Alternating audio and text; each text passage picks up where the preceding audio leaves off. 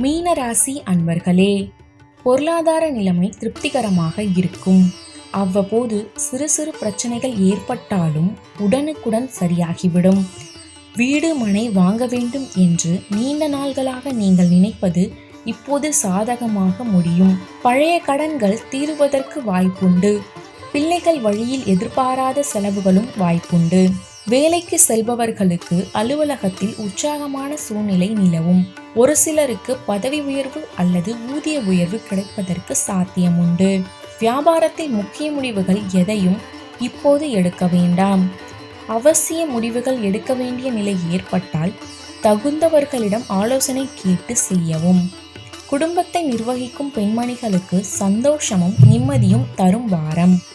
வேலைக்கு செல்பவர்களுக்கு அலுவலக சூழ்நிலை மகிழ்ச்சி தருவதாக இருக்கும்.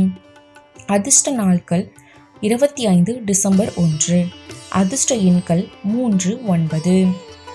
வழிபட வேண்டிய தெய்வம் சிவபெருமான்.